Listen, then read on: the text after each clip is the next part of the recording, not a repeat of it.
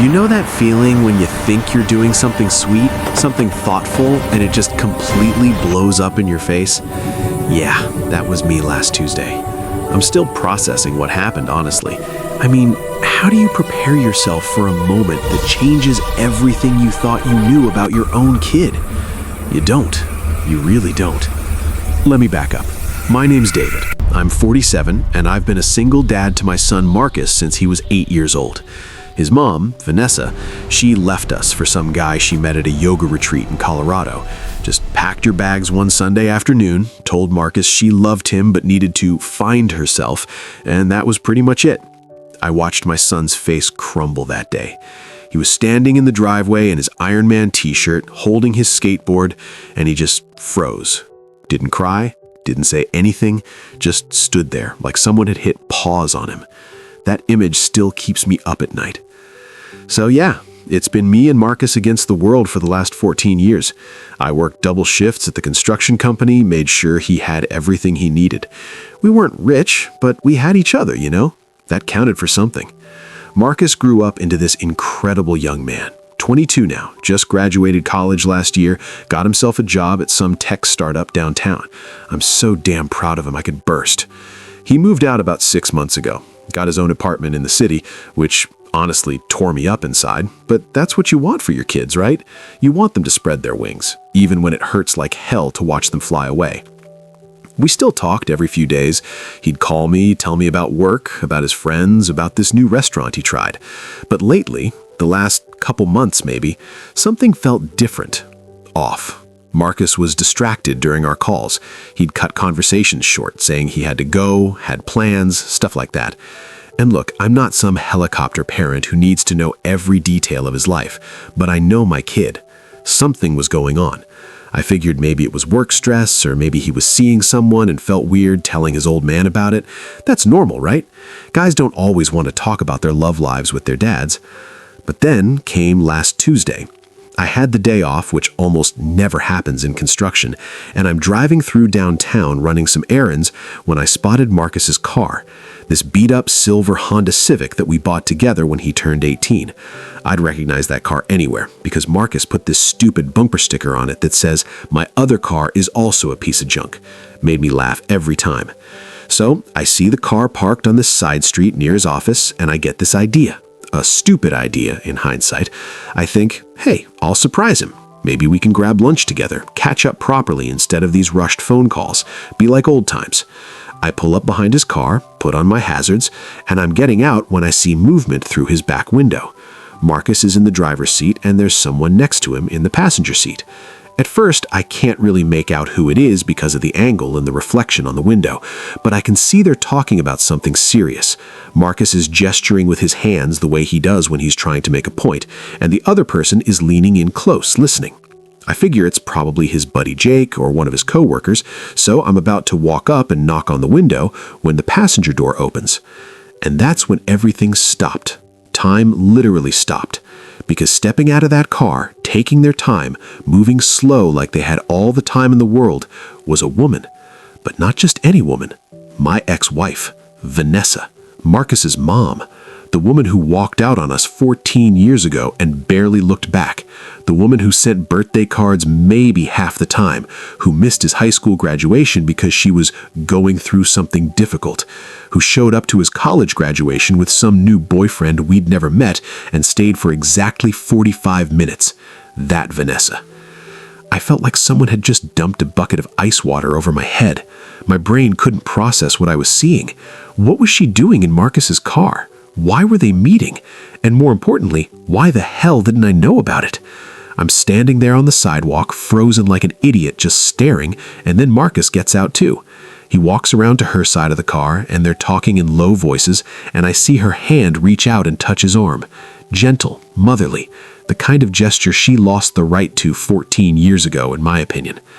I should have said something right then, should have walked up and asked what was going on, but I didn't. Something told me to hang back, to watch, because clearly I was missing a massive piece of the puzzle here. So I stepped behind this delivery truck that was parked on the street, just out of their line of sight, and I watched. Yeah, I know how that sounds. Creepy, right? Spying on my own kid. But in that moment, I needed to understand what I was looking at before I stuck my foot in it. They talked for maybe 5 more minutes. I couldn't hear what they were saying, but I could see Vanessa's face. She looked older, obviously. Her hair was shorter, cut into this bob thing with some gray streaks she wasn't bothering to cover up. She was wearing jeans and a sweater, casual, not the designer clothes she used to obsess over. But it was her expression that got me. She looked happy, but also nervous, anxious maybe. And Marcus, my son, he looked the same way. They were both on edge about something, and whatever it was big. Finally, Vanessa got back in the car, gave Marcus a little wave, and drove off. Marcus stood there on the sidewalk, watching her go, and he ran his hand through his hair, the way he always does when he's stressed. Then he got in his own car and sat there for a minute, just sitting, staring at the steering wheel. I wanted to go to him so badly, wanted to knock on that window and demand to know what was happening, but something stopped me. Maybe it was fear of what the answer might be. I got back in my truck and drove home on autopilot. The whole way, my mind was racing. Why was Vanessa here? Why was Marcus meeting with her? And why the hell didn't he tell me? We told each other everything, or at least I thought we did. Clearly, I was wrong. I felt betrayed, honestly, like there was this whole secret part of Marcus's life that I knew nothing about, and it involved the one person who had hurt us both more than anyone else in the world. That night, I couldn't stop myself. I called him. Marcus answered on the 3rd ring, sounding distracted. "Hey, Dad, what's up?" Casual. Too casual. Like he hadn't just been having a secret meeting with his mother a few hours earlier. "Nothing much," I said, trying to keep my voice level. "Just wanted to check in, see how you're doing." There was a pause, a beat too long. "I'm good, busy with work, you know how it is." "Yeah," I said, "I know.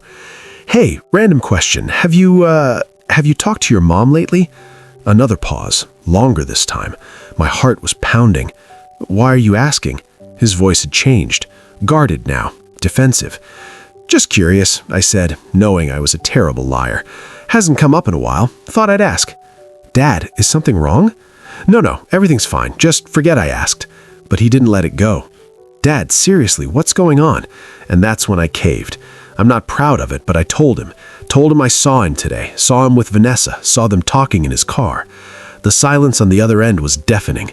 For a second, I thought the call had dropped. Then Marcus let out this long, heavy sigh, and I knew. I'd just opened a door that was going to lead somewhere I wasn't ready to go. "Dad, I was going to tell you," he said quietly. "I just didn't know how." "Tell me what?" My voice came out sharper than I meant it to. "Tell me what, Marcus?" "Mom and I have been talking for a few months now. She reached out back in March, said she wanted to reconnect, wanted to be part of my life again. And I know what you're thinking, but Dad, I'm an adult. I get to make my own choices about this." "You've been talking to her for months? Months, Marcus? And you didn't think that was something I should know?" "I knew you'd react like this. That's why I didn't say anything." "React like what? Like someone who's been there for you every single day of your life while she was off doing God knows what? Yeah, excuse me for being surprised." The conversation devolved from there. We both said things we probably shouldn't have. Marcus accused me of trying to control his relationship with his mother. I accused him of being naive, of forgetting how badly she hurt him. We went in circles for 20 minutes before he finally said he needed to go, and we hung up with this terrible tension between us that had never been there before. I sat on my couch that night, staring at the TV without really seeing it, feeling like my world was tilting sideways. The next few days were rough. Marcus didn't call. I didn't call him either. Stubborn pride, I guess, on both our parts. But the whole time, I couldn't stop thinking about what I'd seen, what he'd said. Vanessa was back in his life, and I had no idea to what extent. Was this just occasional coffee, or was it something more? Had she wormed her way back in, playing the repentant mother, and was Marcus falling for it? These thoughts ate at me, day and night. I barely slept, barely ate. My foreman at work asked if I was feeling okay because I looked like hell. Finally, on Friday, Marcus texted me. "Can we talk in person?" I said yes immediately, relief flooding through me. We agreed to meet at this diner we used to go to when he was a kid, this greasy spoon that makes the best pancakes in the city, Neutral Ground.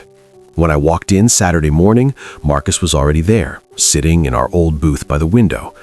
He looked tired, older somehow, even though it had only been a week since I'd last seen him. I slid into the seat across from him, and for a minute, we just looked at each other. Two people who loved each other, but had no idea how to bridge the gap that had suddenly appeared between them. "I'm sorry," Marcus said first, which surprised me. "I should have told you about Mom. You're right, that wasn't fair to you." "I'm sorry too," I said, meaning it. "I overreacted. You're an adult, like you said. You get to make your own decisions." He nodded, picking at the corner of his menu. "There's more, Dad. More I need to tell you." My stomach dropped. "Okay?" "Mom's sick." Those two words hit me like a freight train. "What?" "She has breast cancer, stage 3. She found out 8 months ago, and that's why she reached out. She wanted to make amends before things got worse." I sat back in the booth trying to process this information. Vanessa had cancer. Vanessa, who had walked out on us, who had been this ghost in our lives for over a decade, was sick, dying potentially, and she'd reached out to Marcus, not me. Of course not me. Why would she? We had nothing between us except old resentment and a shared history I'd rather forget. But Marcus was her son, and despite everything, despite all the years and all the hurt, she was still his mom. "I'm sorry," I said, and I meant it. Whatever I felt about Vanessa personally, I didn't wish cancer on anyone. "How are you handling this?" "I don't know," Marcus said honestly, and I could see his eyes were getting shiny with tears he was trying to hold back. "It's been a lot. She's going through chemo right now, and it's brutal, Dad. She's lost all her hair, she's weak, and she's scared. And I know she doesn't deserve my sympathy after everything, I know that. But when I see her like that," his voice cracked, "she's my mom, you know?" And God help me, I did know. Because as much as I hated what Vanessa had done to us, I understood that Marcus's relationship with her was complicated in ways mine never could be. She was his mother. That bond, even when it's damaged, even when it's broken, it doesn't just disappear. "What can I do?" I asked. "How can I help you through this?" Marcus wiped at his eyes quickly, trying to pull himself together. "Just be patient with me. That's all I ask. I know this is weird and probably painful for you too, but I need to do this. I need to be there for her, even if it's just for these last few months or however long she has." "Okay," I said. "I can do that. I will do that." We ordered breakfast after that, and slowly, carefully, things between us started to feel a little more normal. He told me about Vanessa's treatment, about the doctors she was seeing, about how she'd moved back to the area to be closer to him. She was living in this small apartment in the suburbs, alone, because the boyfriend had left when things got hard. Typical. The next few weeks were strange. Marcus would visit Vanessa regularly, sometimes 2 or 3 times a week, and he'd call me after and tell me how it went. I appreciated he was keeping me in the loop now, even though hearing about it was harder than I expected. Part of me felt guilty for all the anger I still carried toward her. She was sick, possibly dying, and here I was still holding on to grudges from 14 years ago. But another part of me, the part that remembered holding Marcus while he cried for his mom, that part wasn't ready to forgive. Might never be ready. Then came the call that changed everything. It was a Thursday night, about a month after our conversation at the diner. My phone rang at almost 10 p.m., which immediately set off alarm bells because Marcus never called that late. "Dad?" he answered, and his voice was strange, excited but also nervous. "What's wrong?" I asked, already bracing for bad news. Had Vanessa taken a turn for the worse? "Nothing's wrong. Actually, something's really right, but you're probably going to be mad." "Marcus, you're scaring me. Just tell me what's going on." He took a deep breath. "I'm getting married." Time stopped again, just completely stopped. "You're what?" "I'm getting married to Sophie, my girlfriend. I know I haven't mentioned her much, but we've been together for almost 2 years now, and Dad, she's incredible. She's been helping me through all this stuff with Mom, and I love her, and I want to spend my life with her." I tried to process this. Marcus had a girlfriend, a serious girlfriend, for 2 years, and I barely knew about her? I know, I'm sorry. Everything's been so complicated with Mom, and I kept meaning to tell you more about Sophie, to introduce you properly, but it never seemed like the right time. And now you're getting married? Yes. When? Soon. Really soon, actually. That's the thing, Dad. Mom's not doing well. The chemo isn't working like they hoped, and the doctors are saying she maybe has a few months left. And she asked if I would get married while she's still here to see it, while she can still be there. My blood went cold. You're rushing your wedding because your mother wants to see it? It's not just that. Sophie and I were already talking about getting engaged. This just moved up the timeline. We were going to do it eventually anyway. Eventually and now are two very different things. I know you don't understand, but I need to do this. For her. For me. Dad, she's dying. This is probably the last thing I can give her. What about what I gave you? The words came out before I could stop them, harsh and bitter. What about the last 14 years I gave you? The every single day I was there, making sure you had a home and food and someone who loved you. Does that count for anything? Silence. Then, quietly, of course it does. Dad, you know it does. Do I? Because right now it feels like you're rewriting history, like suddenly she's Mother of the Year and I'm just some guy in the background. That's not fair, isn't it? She left us, Marcus. She walked away when you were 8 years old, and now she's back for a few months and you're turning your life upside down for her? She's dying, Marcus's voice cracked. She's dying, Dad, and I can't get back all those years, but I can give her this. I can let her see me get married. I can let her know that I turned out okay, that I'm happy, that I'm building a life. Why can't you understand that? Because I'm scared, I said, the truth finally coming out. I'm scared that you're going to get hurt again. I'm scared that you're making a decision based on guilt and obligation instead of what's really right for you. And I'm scared that I'm losing you to someone who already lost you once. The conversation ended badly again. Marcus was hurt and angry, and I was defensive and bitter. We hung up with this chasm between us even wider than before. I spent the next 2 days in a haze of regret and confusion. Was I being unfair? Was I letting my own hurt and anger toward Vanessa cloud my judgment about what Marcus needed? Or was I right to be concerned that he was making a huge life decision under extremely emotional circumstances? I didn't know anymore. I called my sister Janet, told her everything, and she listened patiently before saying something that stuck with me. Dave, you can't protect him from this. He's going to do what he's going to do. The only question is, are you going to be there for him or not? She was right. Of course she was right. So I called Marcus back and apologized. Really apologized, without the buts and the qualifications. I told him that I supported him, that I wanted to meet Sophie properly, and that I would be at his wedding whenever it happened. I could hear the relief in his voice when he thanked me, told me he loved me, and said we should all have dinner soon. Marcus, Sophie, and me. A real introduction. We set it up for the following Saturday at this Italian place Marcus liked, and I spent the whole week nervous as hell. I was about to meet the woman my son was going to marry, and I'd barely heard about her. What kind of father doesn't know his son's serious girlfriend? Saturday came, and I got to the restaurant early, sitting at the table and fidgeting with my napkin like a teenager on a first date. When Marcus walked in with Sophie, my breath caught. She was beautiful, but in this natural, understated way. Long dark hair pulled back in a ponytail, bright smile, warm eyes. She was wearing jeans and a simple blouse, nothing fancy, and she had her hand in Marcus's, their fingers interlaced like they belonged together. When they reached the table, Sophie stuck out her other hand immediately. Mr. Pattison, it's so good to finally meet you properly. Marcus has told me so much about you. Her handshake was firm, confident. I liked her immediately, which both relieved and surprised me. Dinner was actually great. Sophie was smart, funny, grounded. She worked as a nurse at the children's hospital, which explained her patient, compassionate demeanor. She and Marcus had met at a coffee shop, of all places. He'd spilled his drink all over her laptop, and instead of being furious, she'd laughed and asked if he always made such dramatic first impressions.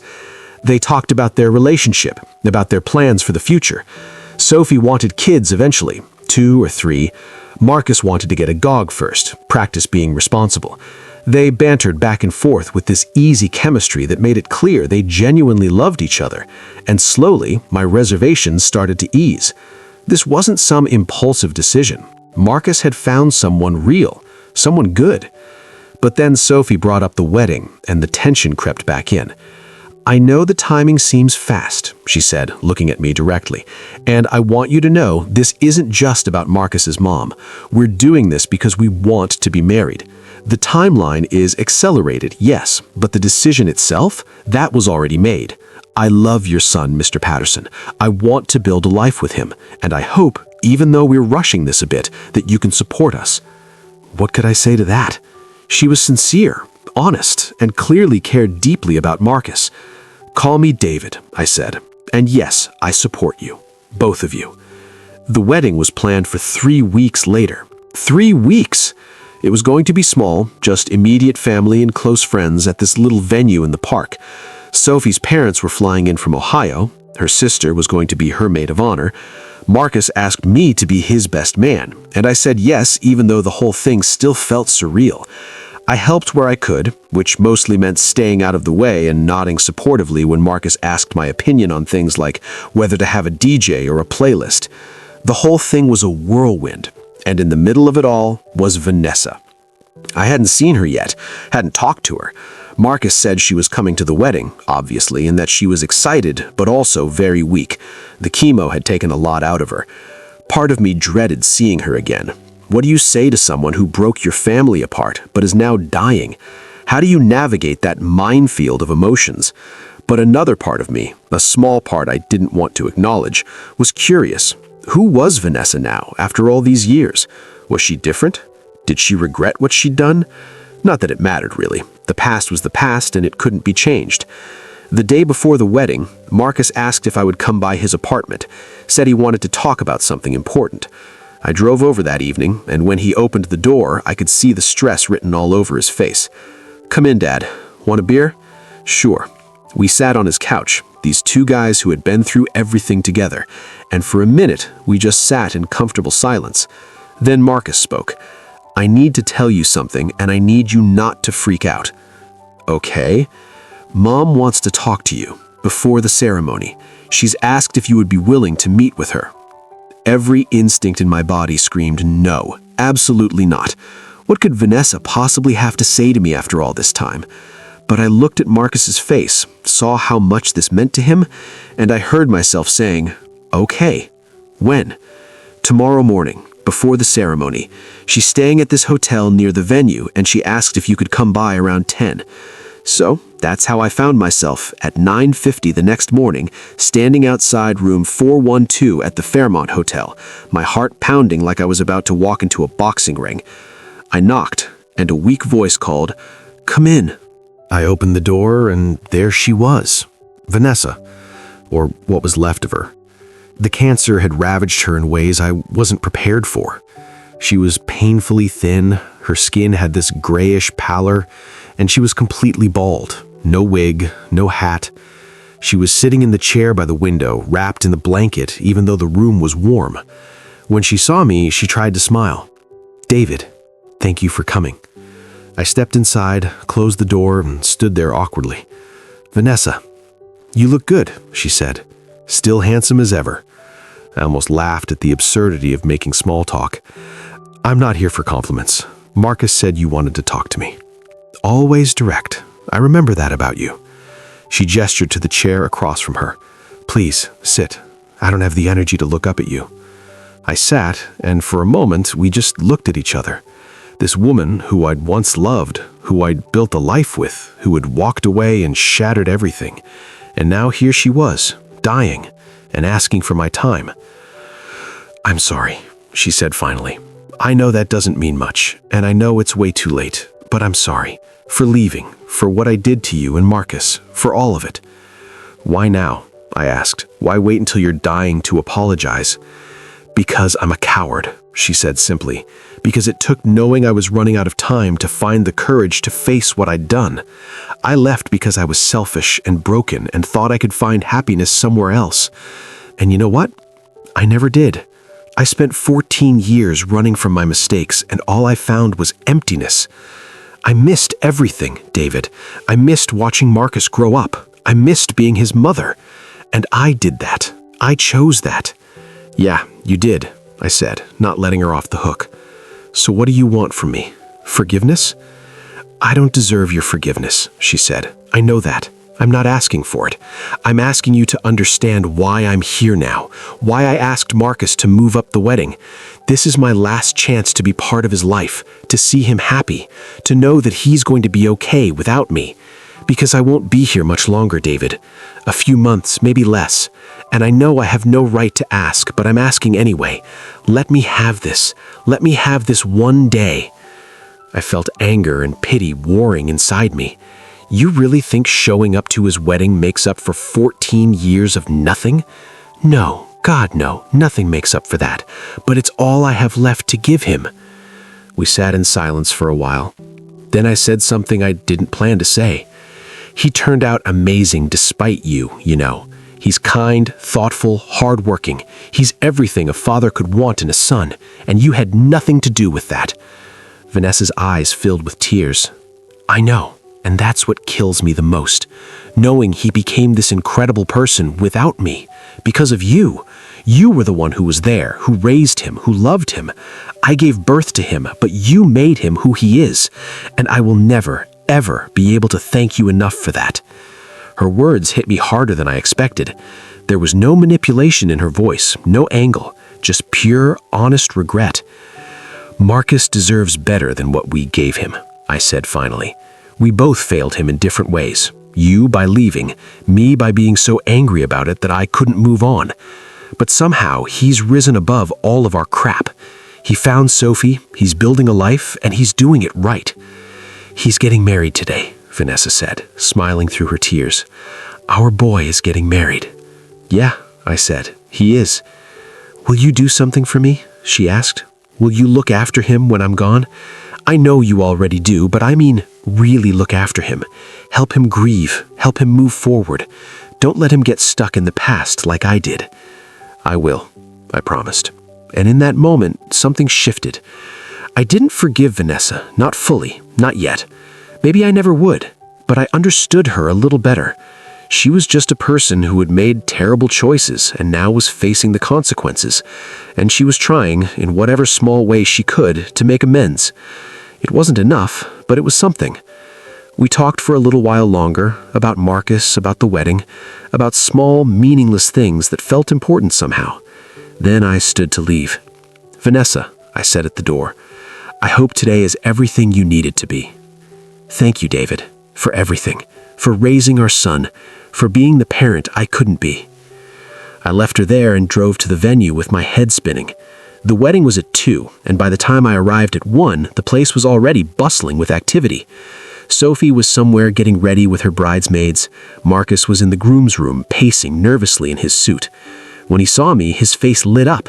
Dad, how'd it go with Mom? It was fine, I said honestly. We talked. It was good. Yeah? Yeah. He looked so relieved. I'm glad. I know that couldn't have been easy. Nothing about this has been easy, I admitted, but we're making it work. The ceremony was beautiful, simple but heartfelt. The park was gorgeous, trees everywhere, sunlight filtering through the leaves. There were maybe 40 people there, everyone who mattered most to Marcus and Sophie. I stood next to Marcus at the altar, watching him watch Sophie walk down the aisle, and I saw such pure love on his face that it took my breath away. This was right. Despite the rushed timeline, despite all the chaos and pain leading up to it, this moment was absolutely right. Sophie reached the altar, her father kissed her cheek and placed her hand in Marcus's, and they turned to face each other. The officiant began speaking, but I barely heard it. I was too busy watching Marcus, this man I'd raised from a boy, starting the next chapter of his life. And then I saw Vanessa. She was sitting in the second row, wrapped in a shawl, her sister next to her for support. She looked frail, almost ghostly, but her eyes were fixed on Marcus with such intensity, such love and regret and pride all mixed together. When Marcus and Sophie said their vows, Vanessa was crying silently, tears streaming down her face. And despite everything, despite all my anger and hurt, I felt for her in that moment. She was watching her son get married, knowing it would probably be the last major milestone she'd ever witness. That's a special kind of pain. Marcus and Sophie exchanged rings, kissed to cheers and applause, and just like that, my son was married. The reception was in this little pavilion nearby, casual and fun. There was music, dancing, laughter. Sophie's family was warm and welcoming, treating me like I'd always been part of the group. I danced with Sophie's mom, shared a beer with her dad, and watched Marcus and Sophie's first dance with a lump in my throat. For a few hours, everything felt perfect, like all the drama and pain leading up to this moment had been worth it just to see them this happy. But then, during dinner, I noticed Vanessa wasn't at her table. Her sister looked worried, scanning the crowd. I excused myself and went looking, finding her outside the pavilion, sitting on a bench, looking out at the park. "You okay?" I asked, sitting down next to her. "Just needed air," she said, "and I wanted to watch the sunset. Feels poetic, doesn't it? Watching the sun go down on what's probably my last good day." "Don't talk like that." "Why not? It's true. David, I'm not gonna beat this. We both know it. The doctors know it. I've made my peace with it." We sat in silence for a while, watching the sky turn orange and pink. Then Vanessa said, "Thank you for letting me be here today. I know it cost you something to allow this." "It wasn't about me," I said. "It was about Marcus. Still, you could have made things difficult, and you didn't. That took grace. I learned a long time ago that holding on to anger just eats you alive," I said. "Doesn't mean I've let go of everything, but I'm trying." "That's all any of us can do," she said. Then she turned to look at me. "He's going to need you, when I'm gone. He's going to grieve, and it's going to be complicated because he never got enough time with me to really work through his feelings. You'll need to be patient with him." "I know," I said, "and I will be. He's lucky to have you. He's lucky to have Sophie, too. She's exactly what he needs." Vanessa smiled. "They're good together, aren't they?" "Yeah, they really are." We went back inside after that, and the reception continued into the evening. Around 9, Vanessa's sister said they needed to get her back to the hotel. Marcus walked his mother to the car, and I watched from a distance as they said goodbye. He hugged her carefully, mindful of how fragile she was, and she held his face in her hands and said something that made him nod, tears in his eyes. Then she was gone, and Marcus stood there in the parking lot for a moment, composing himself before coming back to the party.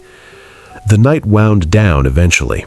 Guests left, the music stopped, and it was just the core group cleaning up. Marcus found me stacking chairs and grabbed my arm. "Hey, come here for a second." We walked away from the pavilion, out to the edge of the park where you could see the city lights in the distance. "I just want to say thank you," Marcus said, "for everything. For raising me, for being here today, for dealing with all the mom stuff. I know it hasn't been easy for you." "You're my son," I said simply. "There's nothing I wouldn't do for you." "I know, and I'm sorry I didn't tell you about Sophie sooner, or about reconnecting with Mom. I should have been more open with you." "Water under the bridge," I said. "All that matters is that you're happy." "I am," Marcus said. "I really, really am. Sophie's incredible, and even though today was chaotic and emotional, it was perfect, exactly what I wanted." "Good, that's all I could ask for." We stood there for a moment, father and son, watching the city lights, and I felt like everything was going to be okay. We'd gotten through the hard part. Marcus was married, Vanessa had her moment, and life could move forward. That's what I thought. That's what I believed. I was so incredibly wrong. 3 days after the wedding, my phone rang at 6 in the morning. It was Marcus, and his voice was shaking. "Dad, you need to come to the hospital, now." My blood went cold. "What happened? Is it Sophie?" "No, it's Mom. She collapsed last night. Dad, it's bad, really bad." I threw on clothes and drove to the hospital, breaking every speed limit. When I got to the ICU, Marcus was in the waiting room with Sophie and Vanessa's sister. His face was pale, eyes red from crying. "They're doing everything they can," he said, "but the doctors said her organs are shutting down. It's happening faster than anyone thought." We waited for hours. At some point, a doctor came out and said we could see her one at a time. Marcus went first, then Vanessa's sister. When it was my turn, I almost said no, but something pulled me into that room. Vanessa looked even smaller in that hospital bed, tubes and wires everywhere. Her eyes were closed, her breathing shallow.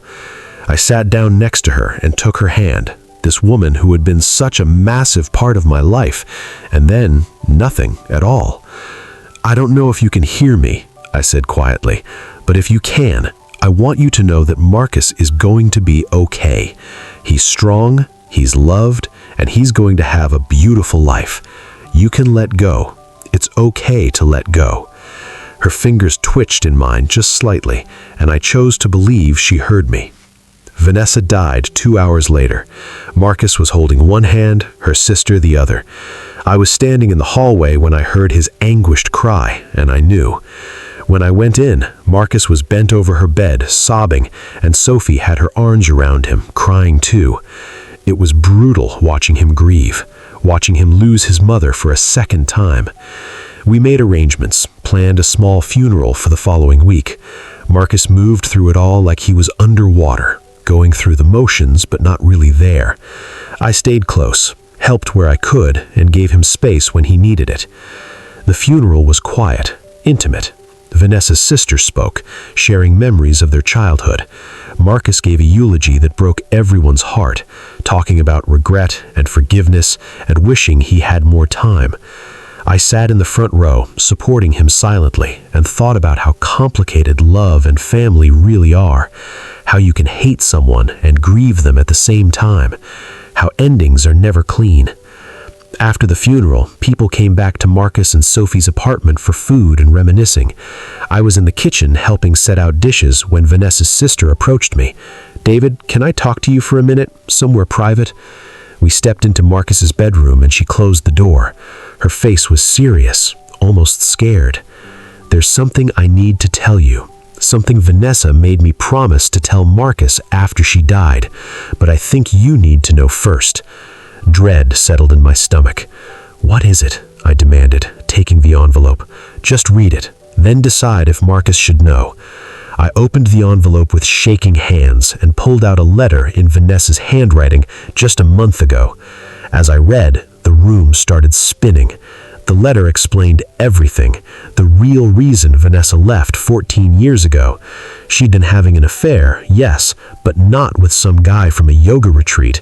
It was with Marcus's soccer coach, a man named Thomas Reed, who was 35 years old at the time.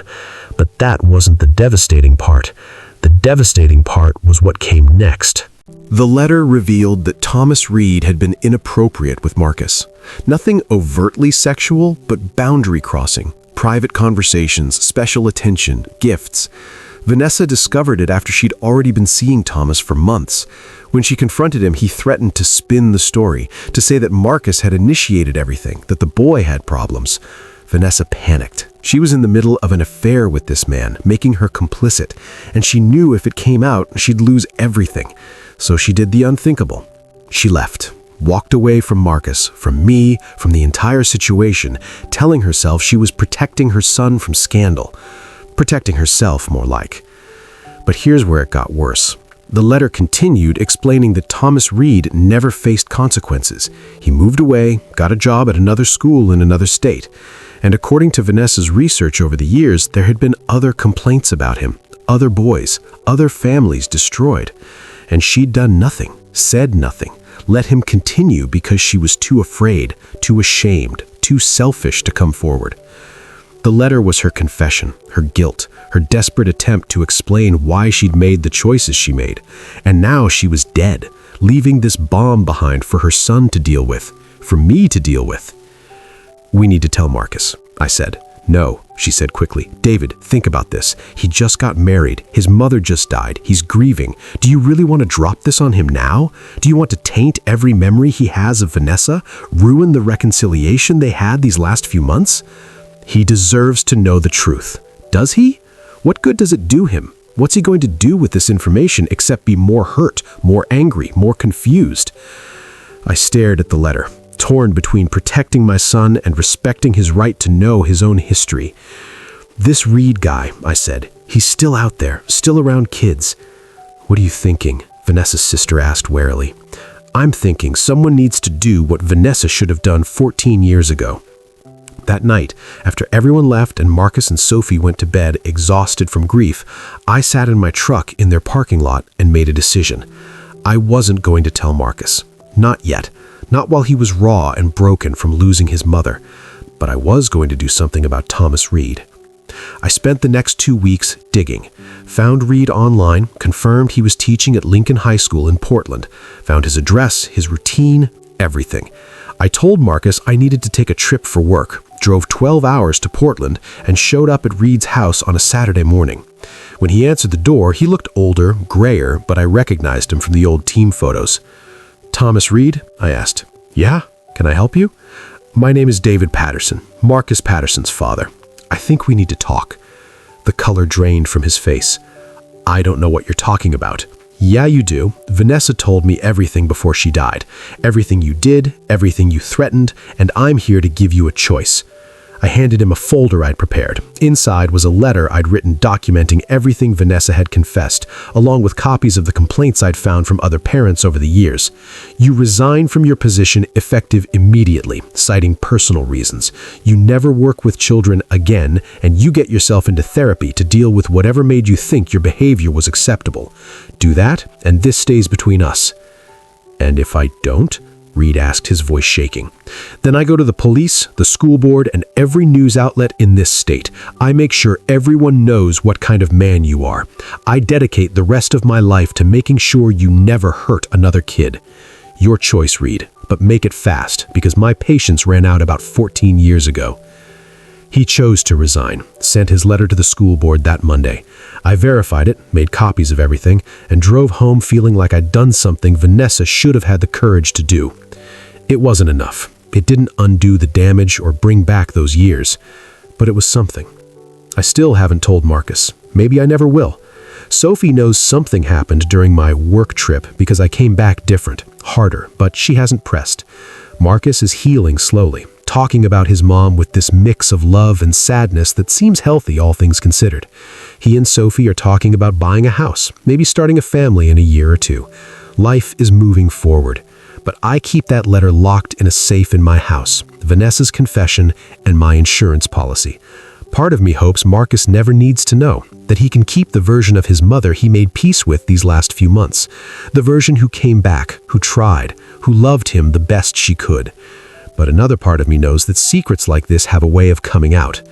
And if that day comes, if Marcus ever asks me why his mother really left, I'll have to decide whether to protect him from the truth or finally give him all of it. Every messy, complicated, painful piece.